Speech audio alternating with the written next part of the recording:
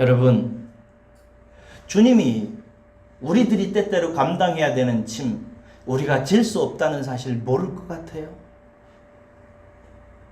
주님이 다 아십니다.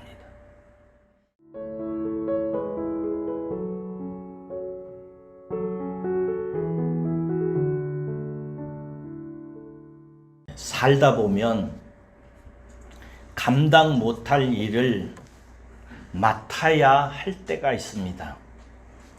도저히 내가 할 수 없는 일이고 내가 감당할 수 없는 일인데 내가 부둥켜 안고 해결해야만 하는 그런 일을 당할 때가 있습니다. 제 딸 에스더가 갓 태어났을 때 일입니다. 이 아이가 태어나서 며칠 되지 않았을 때 이 아이는 큰 수술을 받아야만 했습니다. 꼭 받아야 되는 수술이고 반드시 성공적으로 잘 되어져야만 하는 아주 중요한 수술이었어요. 그렇게 받아야 정상적으로 살 수 있는 아주 중요한 수술이었습니다. 그런데 여러분이 알다시피 수술 전에는 반드시 그 수술이 가능한지 여부를 가름하기 위해서 이런저런 조사를 시험을 하는 것을 아실 것입니다. 심전도 조사도 하고 이런저런 검사를 하지요. 그래서 우리 에스더를 안고 제가 가서 그런 검사를 다 하고 수술 당일날 저 혼자 아기를 안고 수술을 받으러 갔습니다. 그런데 선생님께서 수술 결과를 저에게 말씀하시면서 이 아이는 수술을 할 수 없다고 하셨습니다. 꼭 받아야 하는데 그렇지 않으면 이 아이는 안 되는데 수술이 성공적으로 진행되어지고 잘 받아서 그렇게 해야 이 아이가 정상적으로 살 수 있는데 수술을 받을 수 없다는 것입니다. 절망적인 판정을 받고 이 어린 핏덩이 같은 아이를 안고 3층 선생님 방을 나와서 엘리베이터 앞에 섰습니다. 이제 집에 가려고 엘리베이터를 타려고 서 있는데 몸에서 힘이 쫙 빠져나가는 것을 느낄 수 있었습니다.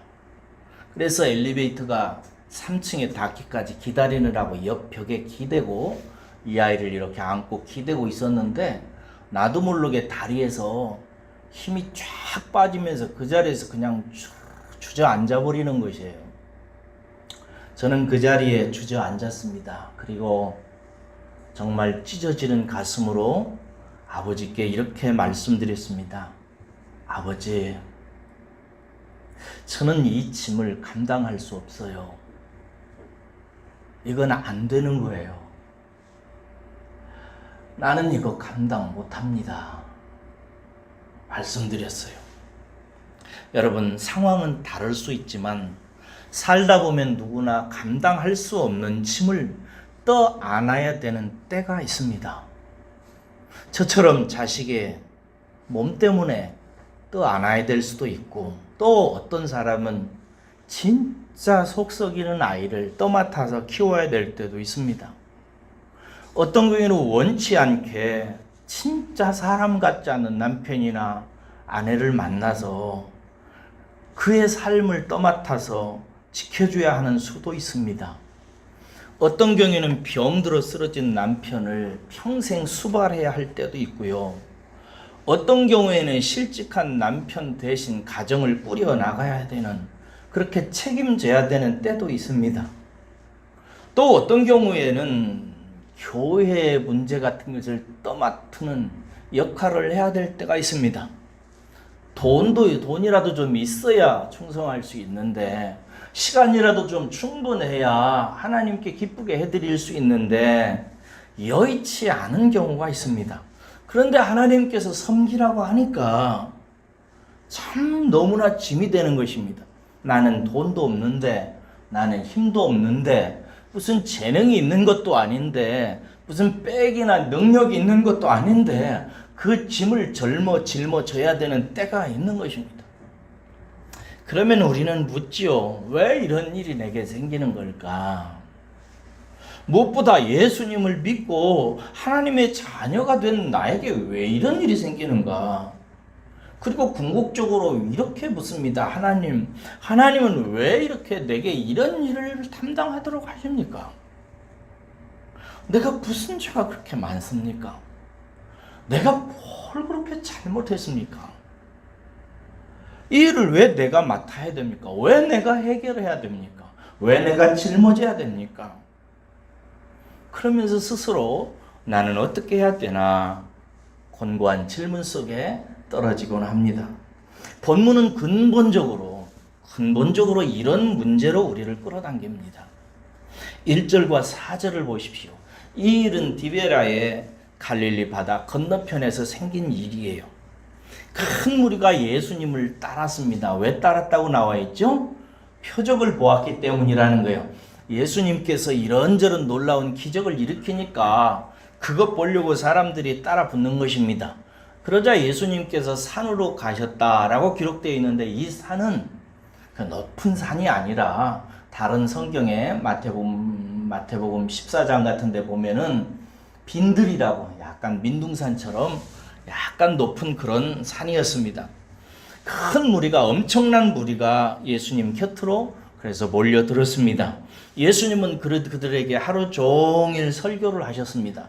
가르치셨어요. 마태복음 14장 보니까 그렇게 가르치다 보니까 해가 저물었다고 얘기를 합니다. 5절에서 6절 보세요. 이때 날이 저물어 갔을 때 이때 주님께서 제자 빌립에게 말씀하세요. 뭐라고 말씀하시는가요?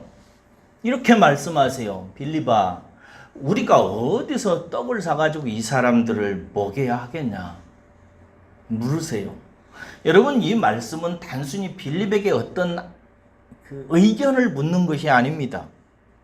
다른 성경에 보면은 뭐라고 되어 있냐면 마태복음이나 마가복음에 보면은 네가 먹을 것을 주어라 이렇게 얘기합니다. 네가 이 많은 사람들에게 다 먹을 것을 주어라 라고 말씀하시는 것입니다. 이 문제에 대해서 네가 해결책을 내고 네가 한번 해결해 봐라 라고 말씀하시는 것입니다. 이 많은 무리를 오늘 저녁에 저녁을 먹는 이 문제를 네가 떠맡아 봐라 라고 말씀하신 것입니다. 그래서 이 말씀은 단순하지 않습니다. 이렇게 말씀하신 이유에 대해서 본문에 보니까 빌립을 뭐 하시는 거라고요? 시험하시고자 합니다.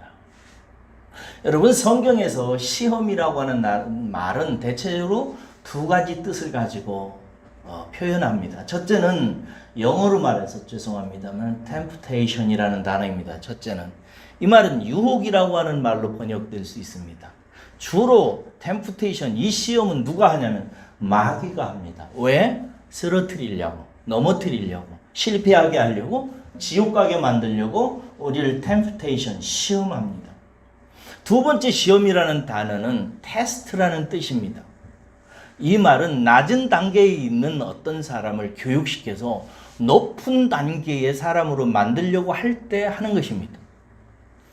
초등학교 1학년을 마치면 2학년 올라갈 때 테스트를 하듯이 중학교를 마치고 고등학교 올라갈 때 고등 수업을 받을 수 있는 능력의 사람으로 테스트하듯이 고등학교를 마치고 대학에 들어갈 때 대학 엄청나게 많은 공부를 소화해낼 수 있는 능력을 갖추도록 하기 위해서 테스트하듯이 그렇게 하는 시험을 테스트라고 합니다. 오늘 예수님이 빌립을 시험하고자 한다 이럴 때 사용하는 단어는 영어로 말하면 테스트인 것입니다. 왜 그럴까요?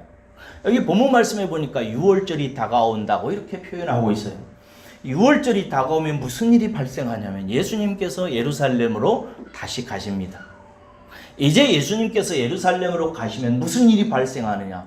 예수님이 십자가에 달려 죽으셔야 합니다. 예수님이 십자가에 달려 죽으시는 일을 감당하게 되면 제자들에게는 엄청난 위험과 고난과 핍박이 다가오게 됩니다. 예수님이 죽는 순간부터, 죽기 전부터 제자들은 핍박자들에 의해서 도망자가 되어야 되고 그 상황에서 믿음을 지켜야 되고 나중에는 예수님의 부활과 십자가를 증거해야 되는 사람으로 자라나야 되는 것입니다. 그래서 예수님이 6월절에 올라가서 이제 당하게 될 모든 일을 앞에 두고 예수님께서는 제자들을 업시켜야만 했던 것입니다. 낮은 단계에서 높은 단계로 그냥 배우고 듣는 단계에서 머무르는 것이 아니라 어렵고 힘들고 고난스럽고 더 놀라운 하나님의 일을 맡길 때 그 일을 해결할 수 있는 사람으로 예수님께서는 빨리 키워내야만 하는 것입니다. 그래서 본문은 지금부터 집중적으로 제자들을 양육하는 이야기가 시작됩니다. 그 단계에서 주님께서 빌립에게 말씀하신 것입니다. 너, 이 수많은 무리들이 들에 있다. 이들은 지금 먹어야 된다. 어떻게 해야 먹일 수 있겠느냐? 네가 한번 이 일 해봐라. 너 해결해봐. 라고 말씀하신 것입니다. 여러분, 우리에게도 이런 시험이 있다는 사실을 여러분들은 꼭 기억하셔야 됩니다. 특별히 하나님께서 어떤 사람을 골라가지고 이 사람은 주의 일을 좀 하게 해야 되겠다. 이 사람은 많은 사람들에게 예수의 영광을 나타내게 해야 되겠다. 이 성도는 내가 써서 하나님의 놀라운 열매를 맺는 사람으로 가정을 구원시키고 주위에 있는 사람들을 구원시키고 교회를 놀랍게 섬기고 세상을 이롭게 하는 일에 내가 써야 되겠다라고 하나님이 선택한 사람에게는 하나님께서 반드시 이런 테스트를 하셔서 그를 키워내십니다. 그러니까 이런 테스트는 우리에게 안 좋은 것이 아니라 좋은 것입니다. 하나님의 선한 뜻, 나를 사랑하시고 나를 인정하시고 나를 복되게 하시고 나를 잘되게 하기 위해서 하나님께서 하시는 것입니다. 어느 날 주님께서 새벽 예배를 마치고 기도하고 있는 저에게 성경으로 말씀하셨습니다. 정우야, 지금 당장 교회를 개척해라. 그때는 IMF가 터져서 실직자들이 쏟아져 나가고 교회 부교육자 찾기도 힘든 때였고 사람들이 돈 때문에 많은 사람들이 자살하고 있었고 저도 교회도 없이 한 달 생활비도 없이 하루하루 살아가던 시절이었습니다. 주위에 있는 성도들이 권사님들이 김치 담아다 주고 쌀 갖다 주고 해서 먹고 살던 하루살이 인생을 살던 시절이었습니다. 근데 주님께서 말씀하셨습니다. 정우야, 너 지금 당장 교회 개척해라. 예수님의 말씀에 빌립과 제자들의 반응을 보십시오. 빌립이 즉시 대답합니다. 200데나리온으로 떡을 사도 다 먹일 수가 없는데요. 라고 얘기합니다. 한 데나리온은 요즘 말로 노동자 한 사람의 품삯, 하루 품삯에 해당됩니다. 그래서 대략 계산해 보면 한 2천만 원 정도 나옵니다. 그러니까 빌립은 얘기하는 것입니다. 우리에게 무슨 돈이 있습니까? 2천만 원이나 있어야 되는데 지금 당장 어림잡아도 그 정도 돈이 있어야 되는데 어떻게 무슨 돈으로 빵을 사서 이들을 즉시 먹일 수 있단 말입니까? 라고 대답을 합니다. 이 대화를 옆에서 듣고 있던 마음 좋은 제자가 있었습니다. 베드로의 동생 안드레였습니다. 안드레가 가만히 이 말을 듣다 보니까 빌립이 안 됐어요. 어쩌다가 제가 저 친구가 이 책임을 맡아가지고 낑낑대나 이래가지고 안드레가 무리 중으로 뛰어 들어갑니다. 그래가지고 무엇인가를 가지고 와요. 도시락이었습니다. 한 아이가 먹으려고 가져왔던 한 끼 도시락이었습니다. 도시락 뚜껑을 열어보니까 거기에 물고기 2마리하고 보리떡 5개, 오병, 이어라고 불려지는 도시락이 있습니다. 그러자 안드레가 말합니다. 주님, 이게 다입니다. 그런데 이 많은 사람들에게 이것이 무슨 소용이 있겠습니까? 라고 말해요. 그러므로 여러분, 물고기 2마리와 보리떡 5개, 오병 2어는 불가능의 증거로 들이내민 것입니다. 예수님이 하시는 말씀이 말이 안 된다고. 예수님의 말씀은 도저히 우리가 감당할 수 없는 말씀이라고. 불가능의 증거로, 아니 주님이 분부에 대한 반박의 증거로, 나는 주님 말씀대로 할 수 없다는 불순종의 증거로 내민 것이었습니다. 대략 우리도 늘 이렇게 생각하고 주님께 말씀드리곤 합니다. 제게 교회 개척을 하라고 말씀하셨을 때 제가 이렇게 말씀드렸습니다. 주님, 제게 무슨 돈이 있습니까? 교회 개척을 하려면 최소한 1, 2억 원 있어야 됩니다. 제게 무슨 돈이 있다. 지난주에 제가 나왔던 교회 권사님들이 우리 집 사정을 안타깝게 해가지고 10만 원 저에게 줬습니다. 그게 답니다. 이것으로 무슨 소용이 있습니까? 하고 대답했던 적이 있습니다. 또 어떤 교회에 있을 때 한 집사님에게 상담을 받은 적이 있었습니다. 이 집사님은 미장원을 하고 계셨는데요. 참 안됐게도 믿었던 남편이 바람을 피고 집을 나가버렸습니다.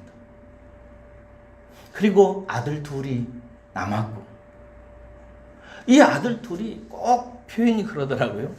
애비를 닮아가지고 그렇게 소굴덕인데요. 징그럽게 말을 안 듣는다.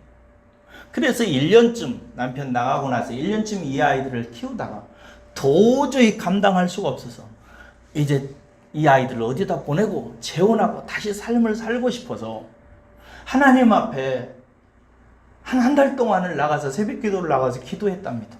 하나님, 제발 이 짐을 면하게 해달라고. 나 감당 못한다. 기도했는데 하나님이 마음으로 분명하게 확신 있게 말씀하시더래요. 이 아이들 둘은 네가 맡아라. 네가 맡아야 된다. 그래서 제게 어떻게 해야 되냐고 말을 하더라고. 돈도 없지요. 백도 없지요. 그렇다고 속성이고 말 안 듣고 맨날 엉뚱한 짓 하는 아들들을 참아낼 수 있는 인내심도 없죠. 그들을 잘 말로 다독여가지고 키울 수 있는 지혜나 도덕적인 능력이 있는 것도 없죠. 아무것도 없다는 거예요. 자신이 없대요. 그런데 하나님께서 기도를 한 달이나 새벽 기도마다 울며 기도했는데 그 마음이 떠나가질 않더래요. 이 두 아이는 네가 맡아야 된다. 네 자식이다. 네 십자가다. 라고 말씀하시더래요. 우리들도 비슷할 것입니다. 여러 가지 문제는 다를 수 있어요. 하나님께서 내게 감당하라고 하신 문제가 여러 가지일 수 있어요. 그러나 우리는 그런 문제 앞에서 주님, 내가 어떻게 해요? 돈 없어요. 건강도 여의치 않아요. 내게 무슨 백이 있나요? 내게 무슨 능력이 있나요? 그렇다고 내가 시간이 많습니까?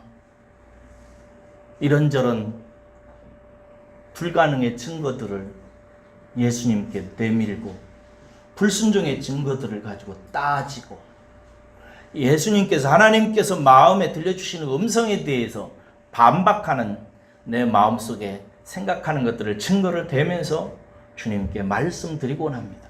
저도 그랬기 때문에 우리 다 그렇다는 사실을 우리는 잘 압니다. 여러분, 그럴 때 어떻게 해야 될까요? 어떻게 하면 좋을까요? 예수님께서 그 시범을 보여주는 것이 오늘 본문 말씀입니다. 오병이어를 받아 드신 주님께서 제자들에게 말씀하셔서 사람들을 다 잔디밭에 앉게 하십니다. 제자들이 이제 사람들 다 앉으시오 해놓고 앉은 사람들의 수를 대략 둘, 넷, 여섯, 여덟, 열, 백, 천만 이렇게 세기 시작합니다. 세다 보니까 대략 몇 명이었다고요? 5,000명이었습니다. 왜 주님께서 자리밭에 앉혀놓고 제자들이 세도록 하셨을까요? 왜 그러셨을까요? 주님도 그 5,000명을 통해 불가능의 증거를 드러내신 것입니다. 니들 말이 맞다. 사람들 엄청 많다. 2천만 원 이상 있어야 된다는 거 안다라는 뜻입니다.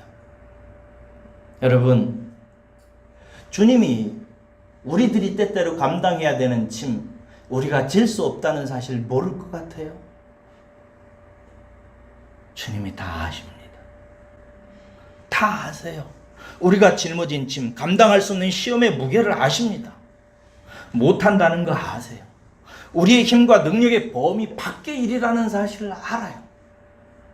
그래서 제가 어린 에스더를 안고 엘리베이터 벽에 기대서 두 다리 힘이 빠져서 주저앉아서 주님 앞에 주님 나 일 못합니다.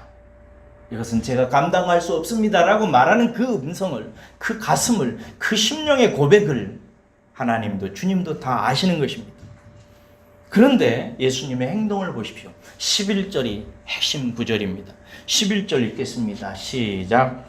예수께서 떡을 가져 축사하신 후에 앉아있는 자들에게 나눠주시고 물고기도 그렇게 그들의 원대로 주시니라. 아멘.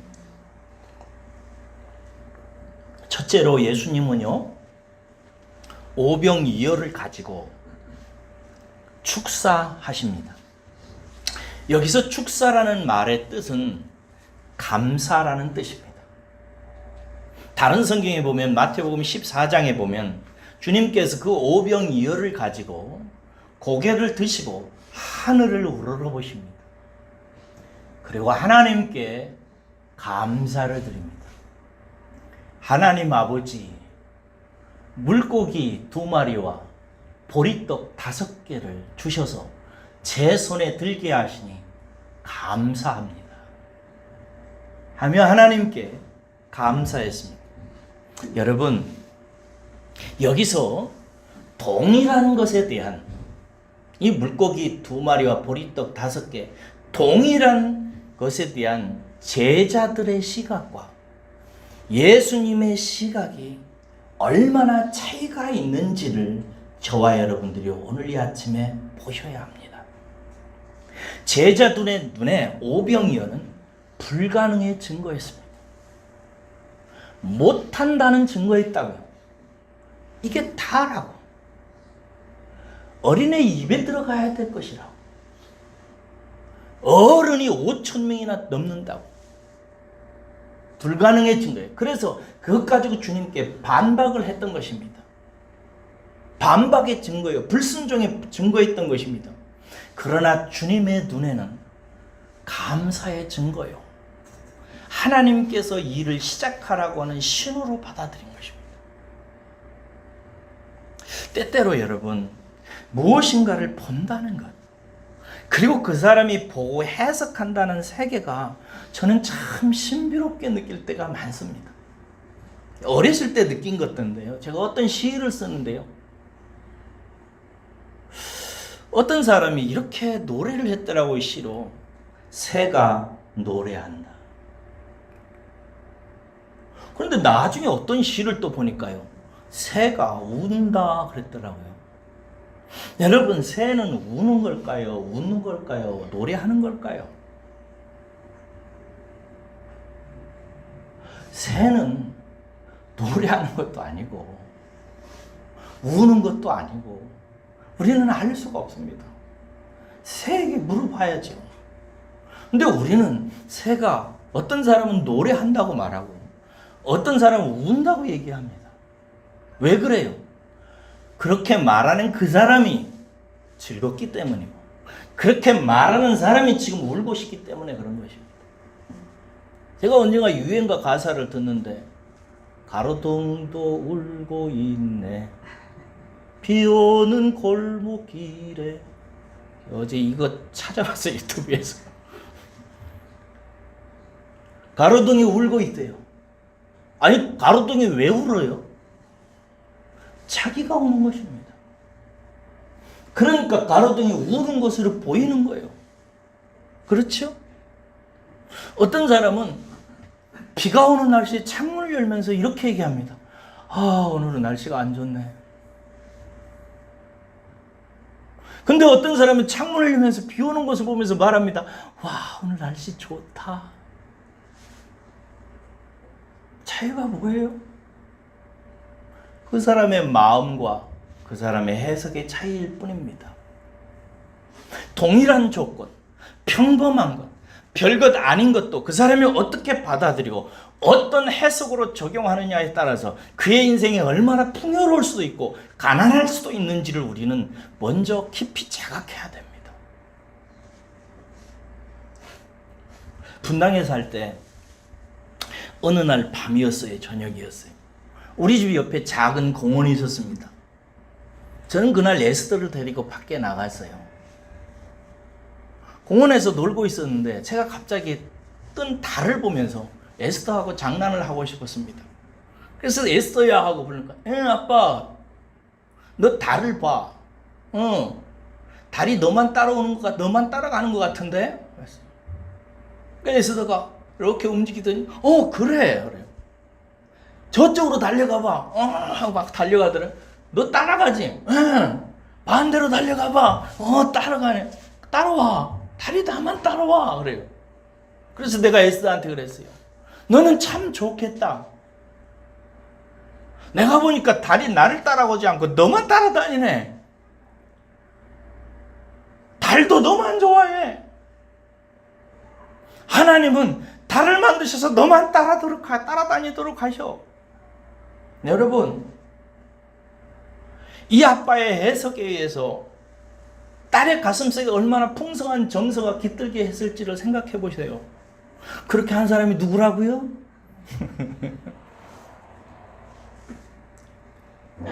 우리에게 눈이라는 세계, 세상을 보고 헤아리고 해석하는 세계, 이것이 중요합니다. 여러분에게 있는 그것이 능력의 도구라는 사실을 오늘 이 아침에 깨달으시기를 주의 이름으로 축원합니다. 여러분들이 가진 지식, 여러분들이 지금 여러분 손에 가진 만큼의 그 돈, 여러분들이 할 수 있는 그 작은 능력, 여러분이 지을 수 있는 그 작은 표정 하나, 여러분들이 할 수 있는 그 작은 행동 하나가 하나님의 놀라운 능력의 도구라는 사실에 눈을 뜨셔야 됩니다. 우리는 큰 것으로 일하려고 합니다. 큰 능력으로 일하려고 해요. 많은 돈으로, 놀라운 지식으로, 뛰어난 능력으로 일할 수 있다고 생각합니다. 그러나 여러분, 하나님께서 홍해를 건너는데 하나님께서 모세에게 손에 들린 지팡이 하나면 하나님께서는 홍해를 건너는데 충분했습니다. 할렐루야. 충분했습니다. 하나님께서 골리앗을 쓰러뜨릴 때 이스라엘 전체 군대를 통해서 골리앗을 잡지 않았습니다. 다윗의 손에 든 물맷돌 하나, 그것이면 하나님께서 충분히 일하실 수 있었던 것입니다. 문제는 그 물맷돌을 우리는 가지고 있으면서도 이것은 아무 소용이 없다고 도망치는 데 문제가 있는 것이고, 다윗은 그 물맷돌을 가지고 하나님을 능욕하는 저자 앞에 예수 그리스도의 요즘 말로 말하면 이름으로, 하나님의 이름으로 달려갈 수 있는 믿음과 눈이 다윗에게는 있었고 우리에게는 그런 눈이 부족하다는 차이일 뿐입니다. 그래서 하나님께서는 우리의 시간을, 우리의 재능을, 우리가 쥔 돈으로, 우리가 가진 기술로, 그것으로 충분하신데 우리는 그런 눈이 없을 뿐입니다. 개척하라는 말씀을 듣고 저는 무서웠다고 그랬습니다. 무서웠어요. 여러분들은 아마 이해 못하실 것입니다. 한 푼 돈 없이 새벽에 기도했는데 지금 당장 하래요. 반박할 증거 얼마든지 있죠. 못한다고 불순종하기 위해서 내밀 수 있는 논리, 근거, 이유 하늘처럼 쌓여 있습니다. 그런데 제 마음속에 이런 생각이 들어요. 그래서 내가 생각하는 그 논리 근거를 가지고 하지 않았다가 나중에 돈이 생기고 사람이 생겨서 개척을 해서 큰 교회를 내가 이루었다고 하자. 그러면 그것이 성공인가? 아니라고 생각이 들었습니다. 그러면 반대로 지금은 한 푼 없이 개척을 시작해서 사람도 별로 모으지도 못하고 한두 명 데리고 평생 살았다 하자. 그러면 그것이 실패인가? 아니라고 생각이 들었습니다. 왜? 하나님이 내게 하라고 하신 그 말씀을 따라서 산 것이 성공이기 때문에 그런 것입니다. 그래도 저는 두렵더라고요. 그래서 산으로 갔습니다. 사흘째 금식하는데 주님께서 디모데후서 1장 7절 말씀을 주셨습니다. 그리고 저에게 말씀하셨습니다. 내가 너에게 준 마음은 두려워하는 마음이 아니요 능력과 사랑과 근신하는 마음이다. 나는 너에게 능력을 주었다. 그 능력이 네가 볼 때는 어떻게 생각할지 모르지만 나는 충분히 너의 그 작은 능력을 가지고 일할 수 있을 것이다. 그리고 그 작은 능력으로 사람을 사랑해라. 그리고 잘 안 되거든 근신하고 기도하고 하나님 앞에 매달려. 그러면 너 할 수 있다. 그래서 그 말씀 붙들고 시작해서 지금까지 해오고 있습니다. 여러분, 주님을 보세요. 2천만 원을 새롭게 만들지 않았습니다. 못 만들어서 그런 것이 아니라 만들지 않으신 것입니다. 무엇으로 일하셨습니까? 그 불가능의 증거, 할 수 없다고 내는 반박의 증거, 불순종의 증거 오병이어를 가지고 일하십니다. 그것을 나누어 주라고 그래요. 그래서 제자들은 예수님의 말씀을 가지고 함께 사람들에게 나누어서 주기 시작합니다. 그런데 기적이 일어납니다. 물고기와 떡이 담겨져 있던 바구니 속에서, 도시락에서 물고기를 떼서 사람들에게 주고 나니까 다시 물고기와 떡이 생기기 시작하는 것입니다. 그래서 5,000명 사람들이 다 배불리 먹고 몇 광줄이 남았다고요? 12광주리에 가득 찼습니다. 내게 있는 것으로, 내가 할 수 있는 그것으로 하면 된다. 무엇이든지 그렇게 하는 것이다. 라고 말씀하십니다. 여러분, 머리방을 하던 그 집사님께 그 두 자식 키울 수 없다고, 남편이 떠난 것에 대한 배신감 가득히 하고, 남편과 사이에서 만들어진 그 배신의 씨앗인 자식들을 데리고 살아낼 수 없다고 몸부림치던 그 집사님. 그런데 기도해 보니까 하나님께서 감당하라고, 그거 네 일이라고, 네가 맡아야 된다고 라고 말했던 그 집사님이 제게, 전도사님 어떻게 하면 좋아요? 어떻게 해야 될까요? 물었을 때 제가 오병이어 생각이 났습니다. 그래서 그 집사님에게 말씀드렸습니다. 오병이어로 하세요. 무슨 말이냐고 물었습니다. 먼저 물고기 2마리를 주세요. 물고기 2마리가 뭐냐고. 매일 자식들에게 축복기도 해주세요. 그리고 아이들 껴안고 사랑한다고 매일 해주세요. 그거 할 수 있잖아요. 기도하고 나서, 새벽 기도하고 나서 집에 들어가서 아이들 머리 위에 손 얹으세요. 우리 어머니도 그랬어요. 그리고 자식을 위해서 축복기도 하세요. 아이들에게. 집사님에게 손이 2개인 이유는 두 자식의 머리 위에 손 얹으라는 것입니다. 손 얹고 축복기도 하세요. 그리고 그 아이들 꼭 껴안고, 아무개야, 아무개야, 엄마는 니들 사랑해 라고 물고기 2마리를 먼저 먹이세요. 그리고 그 아이들이 변화될 때까지 보리떡 5개를 계속 먹이세요. 보리떡 5개가 뭐냐고 그래요. 밥 먹이세요. 밥 해주세요. 그리고 옷 입혀주세요. 옷 사주세요. 그리고 쫓아내지 말고 재워주세요. 그리고 학교는 꼭 보내세요.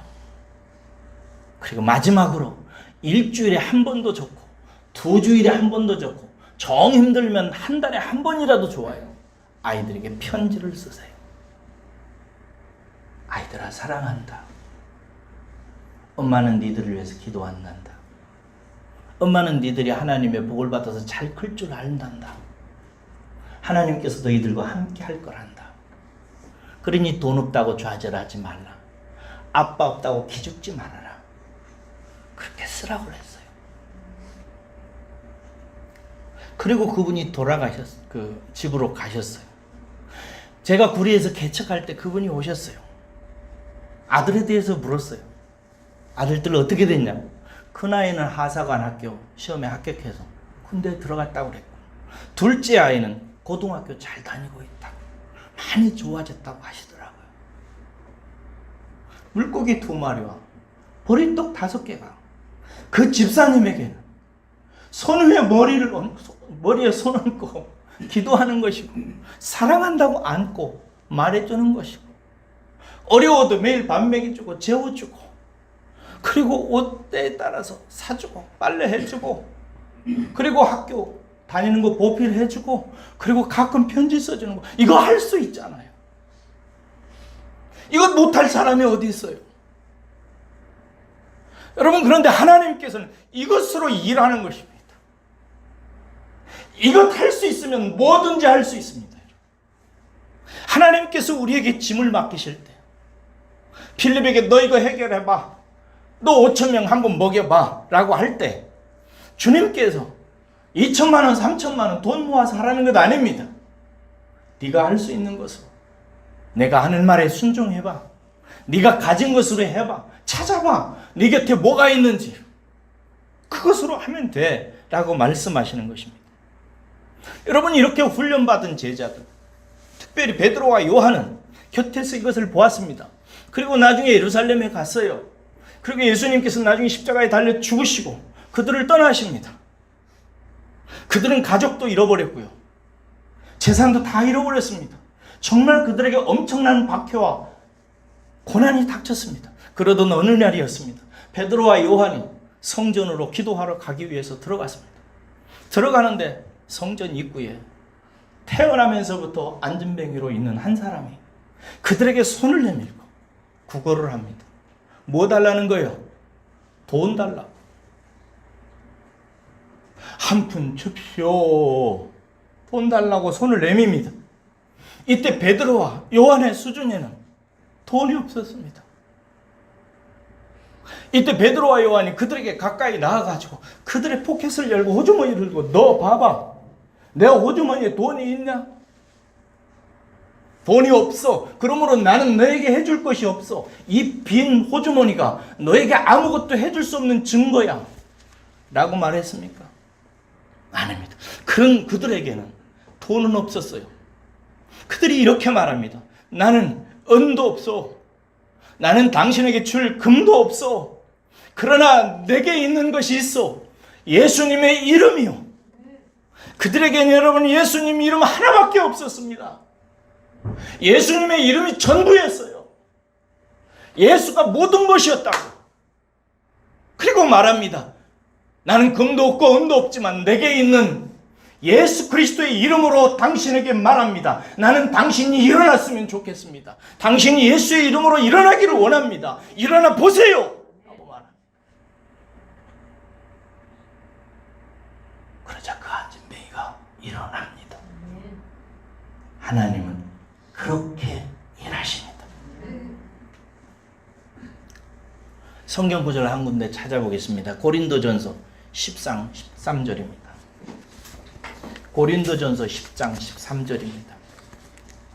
함께 읽겠습니다. 시작. 사람이 감당할 시험 밖에는 너희가 당한 것이 없나니 오직 하나님은 미쁘사 너희가 감당하지 못할 시험 당함을 허락하지 아니하시고 시험 당할 즈음에 또한 피할 길을 내사 너희로 능히 감당하게 하시느니라. 아멘. 사랑하는 여러분, 하나님은 우리를 때때로 시험하십니다. 왜? 하나님의 사랑하는 귀한 아들과 딸들이니까. 장차 하나님 나라의 유업을 이을 자니까. 세상에 빛이고 소금이니까. 시험하셔야 되고 하십니다. 그런데 시험하실 때 하나님이 주시는, 허용하시는 시험은 우리가 감당하지 못할 것을 절대 맡기지 아니하십니다. 그리고 그 시험 당할 때 피할 길을 내셔서 우리로 하여금 반드시 감당하게 하십니다. 할렐루야. 감당하게 하십니다. 그러므로 여러분, 우리가 인생을 살아가면서 하나님께서 때때로 허용하셔서 내가 감당해야 될 것이 오거든. 이것은 하나님께서 감당하라고 주신 것이니까 감당할 수 있다고 생각하시고 감당하겠노라고 결정하고, 그러면 어떻게 감당하겠느냐라고 하나님께 물을 때 오병이어 사건을 기억하세요. 네가 할 수 있는 건 그거야. 자식 위해서 눈물로 기도할 수 있지 않느냐? 남편 위해서 밥 해줄 수 있지 않느냐? 정성을 다해서.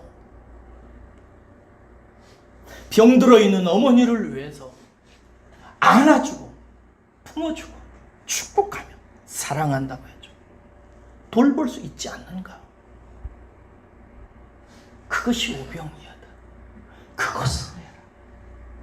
하면 역사하는 것은 오병이어로 5,000명을 먹이고 12광절이를 남기는 그 일은 여호와의 일이다. 내가 한다. 그러니 너는 결과에 매이지 말고 결과를 가지고 절망하지 말고 그 결과, 그 열매를 내는 것은 하나님이니 너는 네가 할 수 있는 작은 일을, 네가 꼭 감당해야 되는 그 소박한 일을 내가 너에게 준 재능과 내가 너에게 익히게 된 능력으로 나르비 묵묵하게 믿음으로 행하는 자가 되라. 그러면 때가 되면 열매를 맺게 될 것이다. 할렐루야. 여러분들이 그런 기적의 사람들 되시기를. 꼭 여러분들이 인생 중에 하나님께서 감당하라고 하는 그 일 잘 감당하셔서 다윗처럼 모세처럼 하나님의 역사에 어느 한 모퉁이에서 귀하게 쓰임 받으시기를 주의 이름으로 축원합니다. 기도하겠습니다.